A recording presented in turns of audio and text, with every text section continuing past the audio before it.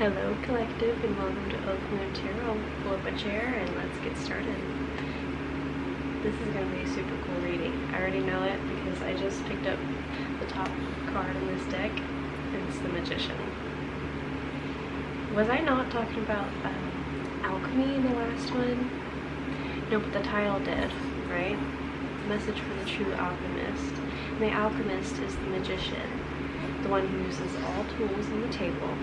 And I've got all the tools on the table here. I have my journal, my spiritual journal, where I write down all of the downloads. I have a pearl in this little clip-on earring or something. It's like kind of old. So something about alchemy again, finding the pearl in the shadows. We've been doing some deep spiritual work in this collective. And when I picked this up, I thought about, a pearl is made through irritation, like a piece of sand gets in the oyster or the clam, whatever it is, and the irritation over time produces something beautiful, a pearl, right? And when I picked it up, I was thinking about, without even realizing it, I feel like this collective is now stepping out of their dark night of the soul. Because this past year, at least for me, has been crazy. And I'm seeing that today is 12/5/2025.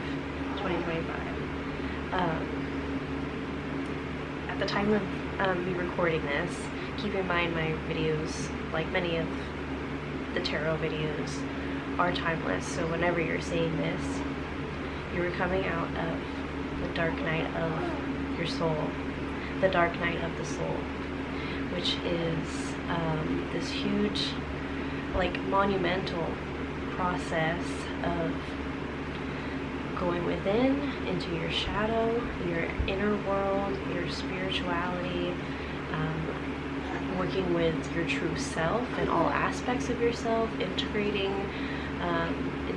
all of the hard lessons, because you are now manifesting, okay? So, it's just part of the process sometimes. And we all are on our own journey, so take this how it resonates. If you don't feel like you've actually been through some rough shit, then,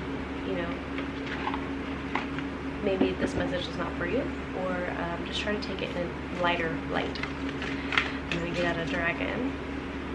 What an intro.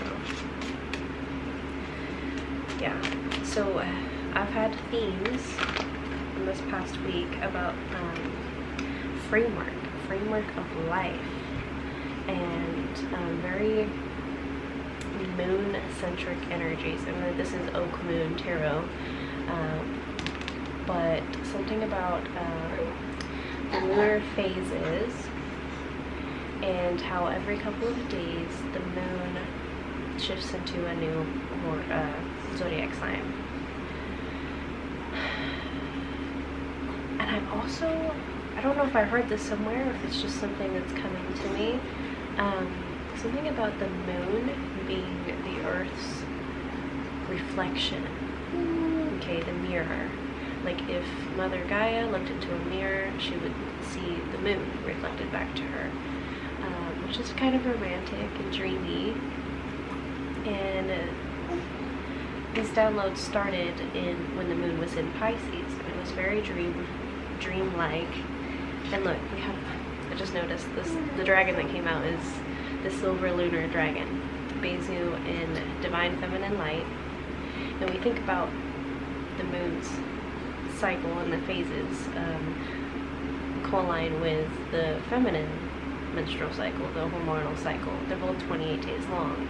And the moon is a very feminine energy in the sense that it's receptive. So those who are receptive to its influences based on what sign it's in is somebody who has integrated their feminine energy, I guess. Okay, it says come into balance and practice peace, harmony, and cooperation. Expand your causal chakra. But getting back to this moon in Pisces, it was very dreamy, and I don't know, it was just a dream to, hold on, to dream a dream is what I wrote down. And it's all about perspective and this framework of life. You know, what is the framework that you're using? Because that could be significant for you at this time. Okay. Let's get some tarot. Let's see what's going on, right, in your framework of life. The star has also been heavily present. Heavy synchronicity,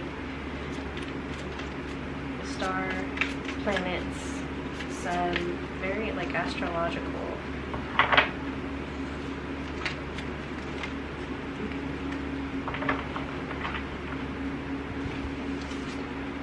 Yeah, this is the one that was on the bottom of the deck, and I saw the star, and that's why I started talking about it, and it actually flew out. So, 8 of Swords.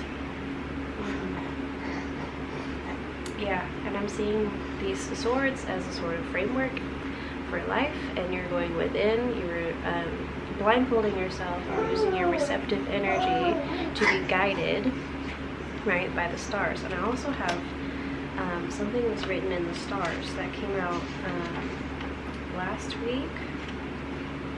There's something written in the stars here. And then I started getting downloads about frameworks here. And look, and here's the mirror. Like the moon is the Earth's reflection, right? Looking in the mirror, going through this dark night of the soul. You've been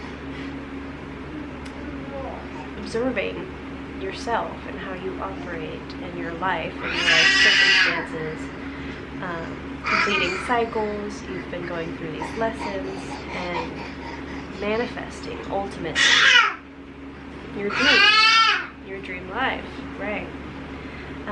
And this is a time of expansion for you. You get clear, expand the horizons with the sun rising right here. And it's interesting, the next week I have Sunday really stood out to me, and I drew another sun here. Okay. This framework.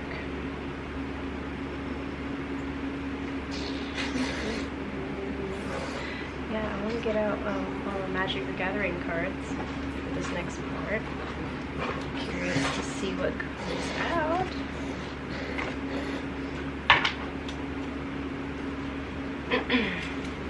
Framework, right? Magic the Gathering. This is the Magician energy. Okay, here we have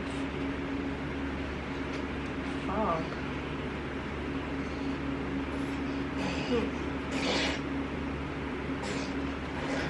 Didn't I say get clear, right? You're walking through some sort of blinding, the unknown. Yeah, you're walking through the unknown.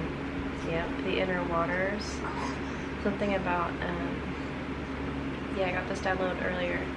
Moonlight reflecting on water.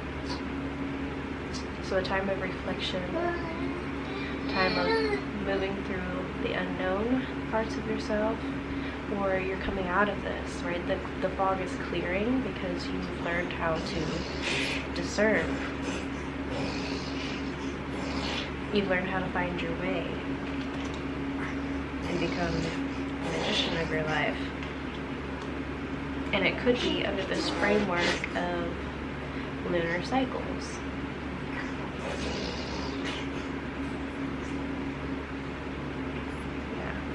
Like taking into account what phase is the moon. Like we just had a full moon in Gemini last night.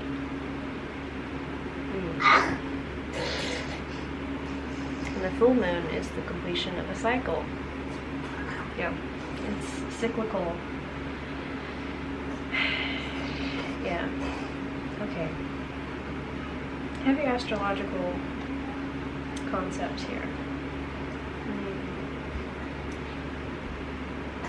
to get out another tarot. And then I think I'll just call it a day. This has been very interesting. Yeah, the next thing in my notebook is this idea of being energetically efficient. Okay, part of this new framework of true life. Taking those little pauses as needed. The freaking magician just came out again. Taking those little divine pauses. Okay, because you are operating in this open dream space, is what I have written here. With all these stars, I drew stars there. Yeah.